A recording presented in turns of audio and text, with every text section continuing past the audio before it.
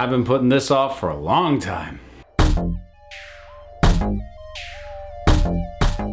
Okay, I waited long enough. It is time for me to revisit my ranking of the Doctor, the actual performers and the characterization of the Doctor from Doctor Who, going from the beginning right up to the present day. Now, part of me wanted to push this off even further, wait for Jodie Whittaker, but I've waited long enough, and we've got a clean break, and I feel like I can firmly make my opinion on Capaldi at this point, so I am going to rank my own personal ranking for the performances and characterizations of the Doctor, starting with number 1 all the way up through Capaldi.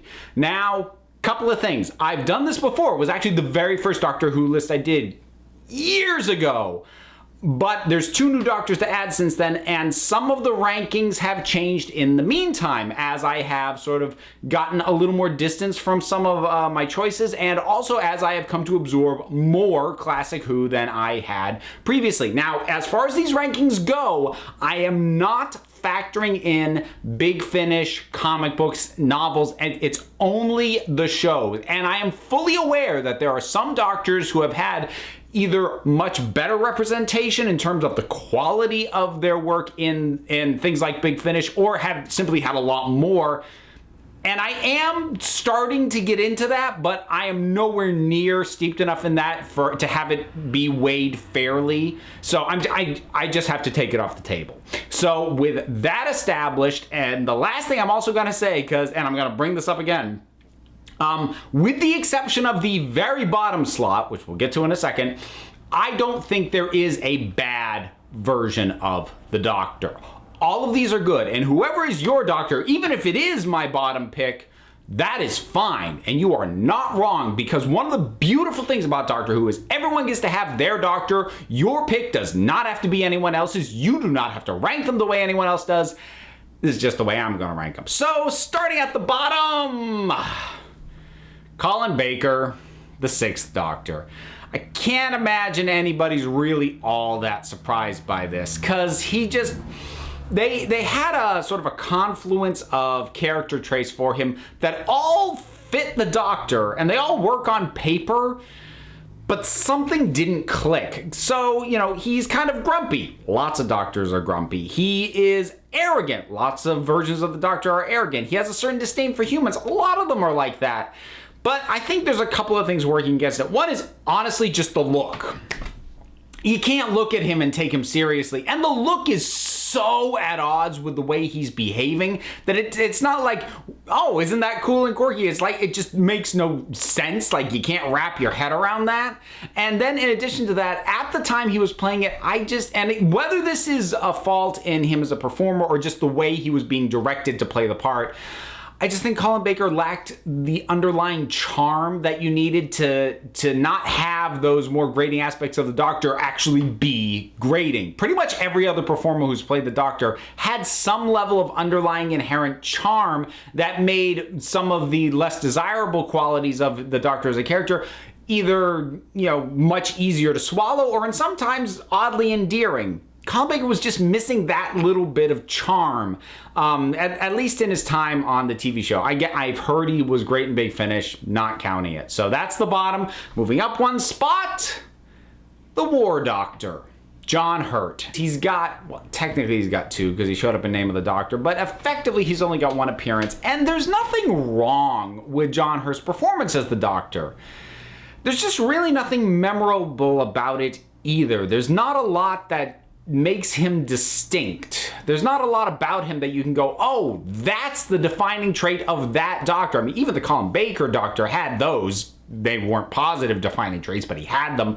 He's just very nondescript, and that's doubly odd given that sort of his setup that we get with his, not his introduction, but his sort of where we see his regeneration is like, warrior, make me a warrior, and you don't get that from the performance. And I do understand that by the time we see him in Day of the Doctor, whatever warrior-ness he had going is burnt out. He's had enough. He starts shooting no more into a wall. He's obviously done. But it's just a matter of what you're telling us about this character and what we're seeing about them aren't gelling. You tell us warrior, nothing we see about him is reading as warrior. I mean, former warrior maybe, but then all that tells us was we're missing a huge bunch of information. And if I limit it to the TV show, yeah, he's fine, he's inoffensive, he's not particularly memorable. Next up on the list, William Hartnell, the first Doctor. And this is actually part of the reason that I wanted to get this list in now before the Christmas special comes up, because if and when I tackle this list again, I may need to figure out if I count David Bradley towards William Hartnell's Doctor. Does he actually need to be ranked separately? Is he distinct enough? I don't want to have to address that question. And when that Christmas episode airs, I may have to. So setting that aside, looking exclusively at William Hartnell as the Doctor, he took a little bit of time to kind of get to where I did really enjoy him, because he does start out basically in grumpy grandpa mode. I mean, which is what he was. He did have a little bit of that twinkle in the eye, but it came more to the forefront as his time as the Doctor went on.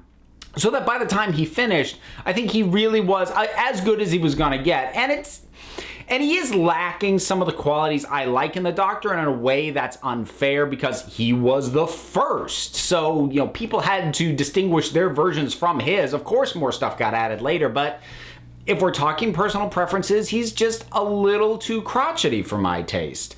But he's still very good. I mean, you watch something like the Dalek Invasion of Earth, and he's wonderful. He is really good. It's just a lot of his earlier stuff, he is that overly crotchety character.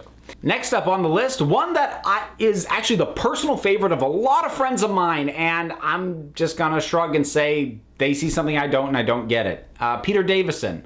Again, he's not bad. I mean, only my bottom pick was bad, so Peter Davison is good. And again, he has a lot of the qualities that I like to see in the Doctor. He's a bit emotionally detached from things, but he still seems to really go for a sense of adventure, which is nice to see. And it's not a bad balance of that, but there's a quality that's really hard for me to define in terms of his performance that just makes it not quite click for me.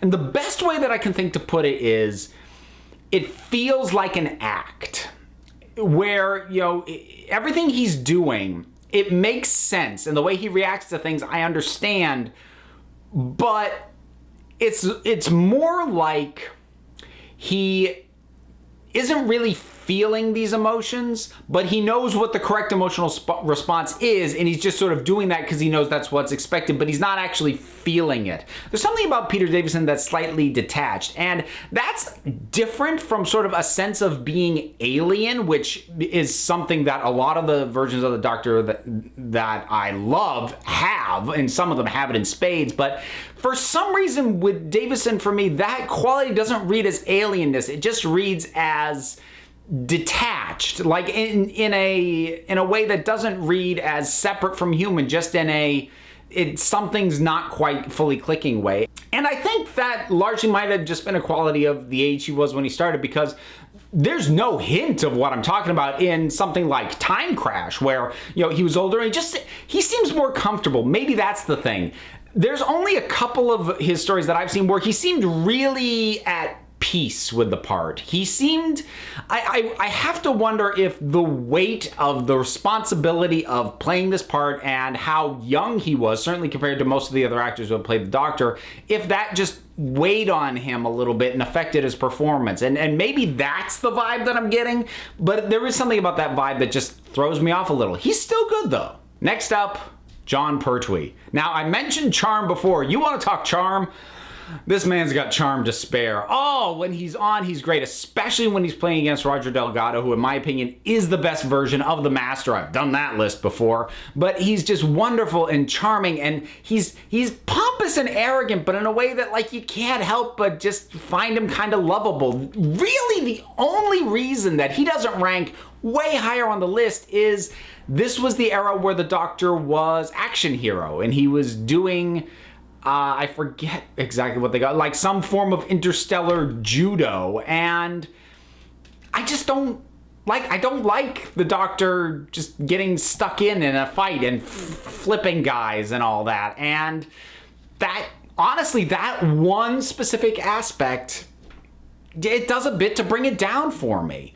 And that's a shame, because otherwise he's really great in this part. So it does bum me out that it is just one aspect of his characterization that doesn't quite work for me, but it's what happens. Next up on the list, moving our way up, Sylvester McCoy, the 7th Doctor. He was another one that I think his first season is a bit wonky, and because I feel like the writers didn't quite know what to do with him yet.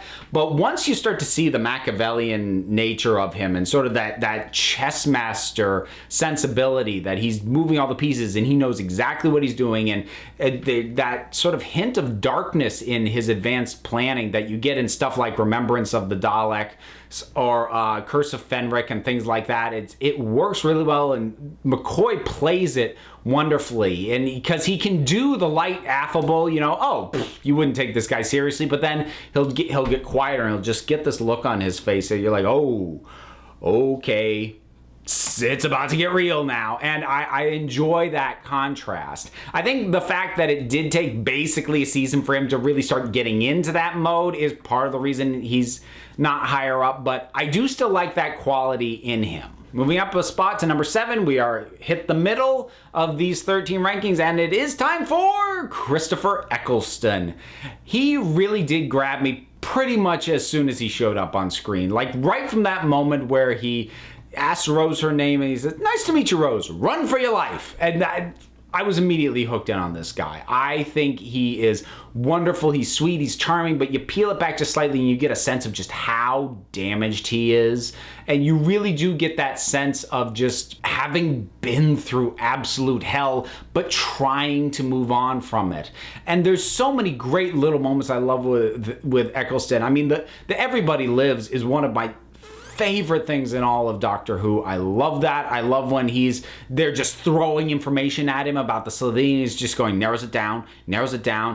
We only got one series out of him. And I feel like as much as I enjoy and appreciate and identify that sort of damage that's in him, and I absolutely respect it as a choice for how to play the character, it's not as much fun for me to revisit as others, so that's sort of why he falls in the middle. Again, remember, this is all relative. I still love it. Once I even ranked below him, I love, but we're really getting into personal preference territory now, where there are just certain things about the way that they're being played that just isn't exactly what I want to spend with my Doctor, at least not for their whole run, which in the case of Eccleston was unfortunately very brief.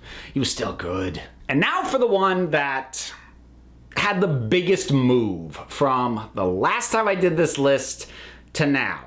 And it's one I'm probably going to have to spend the most time explaining why, and I'm dead certain that there is a lot of people who are just going to switch this thing off the minute I say this, but number 6, David Tennant.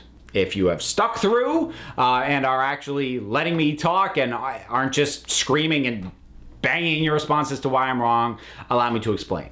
First off, Tennant, last time I did this list, was my number 2, and Tennant in many ways is my Doctor. He is the first Doctor I ever really paid attention to, because first time I ever saw the show, I was on my honeymoon in London and I was scrolling through channels when we had nothing else to do, and I came across the Satan Pit, and I saw him and I was immediately engaged by him. I think he is great. He has that sense of adventure. He has terrific chemistry with most of his cast. The smile is awesome. When he goes dark, he sells it.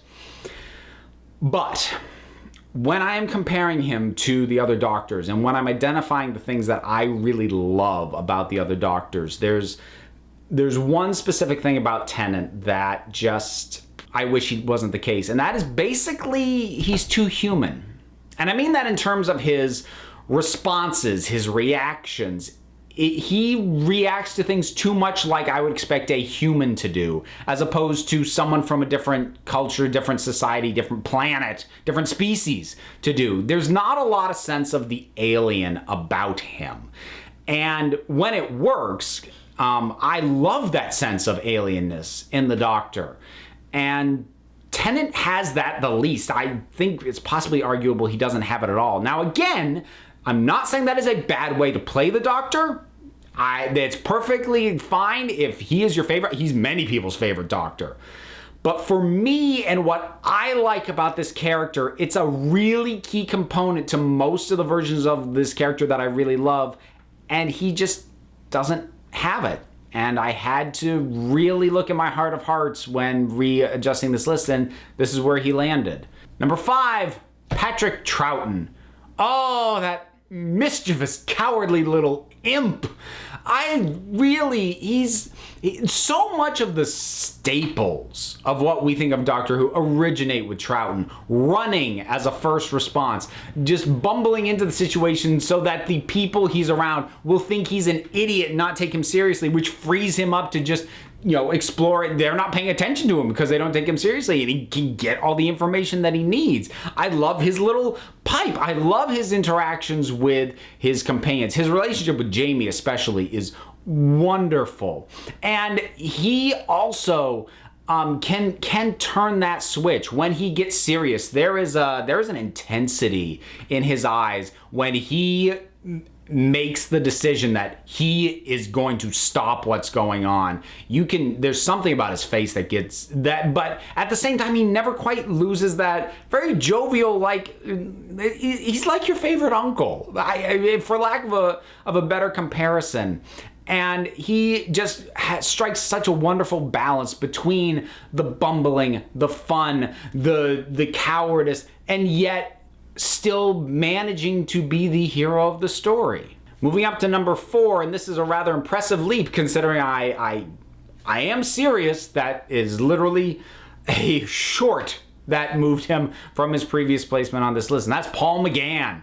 Last time I did this list, Night of the Doctor had not come out, so I could judge him only on the movie. And while he was the best thing about that movie, it was not good. And then I saw Night of the Doctor.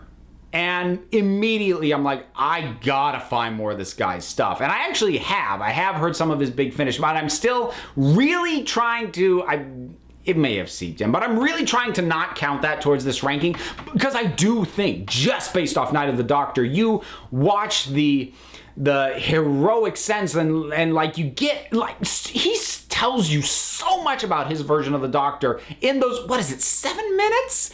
With the way he shows up, the way he interacts with this woman, the way he's willing to die trying to save a woman he just met who hates him, the way he responds to the sisterhood, where he's just, they bring him back to life and he's completely dismissive of the whole thing.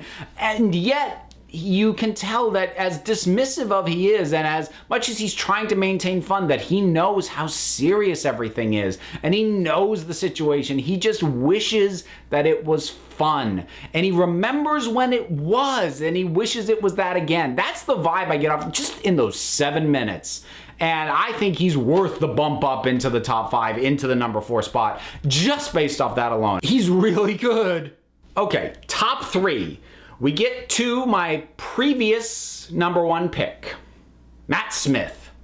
I still love me some Matt Smith very much. You want to talk about the alien? He brought the sense of alien back after Tennant's much more human Doctor. And, that sense, and I know for some people it just reads as overly quirky, and I get that.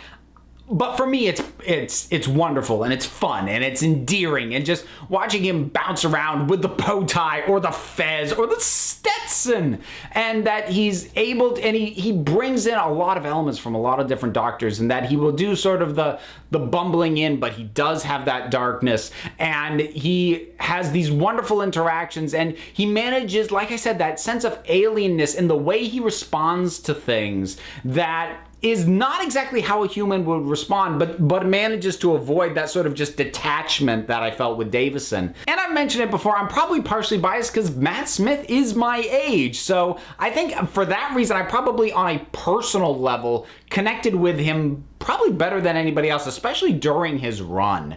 I had an absolute ball with him. But we are getting up into the top 2. And, if you've been keeping track, if you've got a checklist, you know who's left. So when I tell you number 2, you'll know who number 1 is. But let me just get through it anyway. So number 2, to my surprise, Peter Capaldi. And surprise for 2 reasons. One, he is the most recent Doctor, and given that last time I did this list was when Matt Smith was still the Doctor and he made my number one, I am open to the possibility that I might be prisoner of the moment and I just fall in love with whoever the Doctor is at the time. That's a possibility. I guess I'll know that for certain next time I re-rank these. But the other reason this is a surprise for me is that he didn't completely start to click with me until his second season. And actually, the way he played the Doctor shifts over all 3 series that he's in. And some could say that's inconsistency. For me, it worked. And it felt like a journey for his character because you've got that first series where he's very grumpy. This is the start of a whole new regeneration cycle. He shouldn't even have this life. And he's grouchy and crotchety, and he doesn't quite, he's losing his connection with the companion that he had already been with for a while, and you sense him like he knows what the Doctor should be, and he's trying, maybe a little too hard. The second series that he's in is when we get the sunglasses and the hoodie and the guitar playing, and I know for some people, I heard people say it's like he's going through a midlife crisis, and I would say yes, but I enjoyed watching that because, first of all, I think Peter Capaldi can just sell that, and he did, and it made the Doctor more fun, but he also went so far into it that it did read a little bit like a midlife crisis. Like, between his first and second series, he found the fun again and then was like, oh, yeah, this, and he went a little too hard into it, and then in his final series, he got that happy medium between the two, and I liked him better every series that he showed up, and by the time he was done, it's almost tragic to me that he's leaving. He has come to embody so much and so many aspects of what I love about the Doctor in different amounts depending on when he was playing the part. And again, some people can read that as inconsistency in the characterization or the writing, but the sequence in which the different sort of aspects of the characterization happened, to me, felt like a proper and believable journey for the Doctor as a character. And we don't see the Doctor change and grow all that often. It happens a little bit for a couple of the Doctors, but I feel it is most pronounced here. And for me, that worked. So that does mean the number one spot, Tom Baker. And this was a move that came with my getting more immersed into classic Who. And I talked about that sense of alienness. I brought it up with Matt Smith.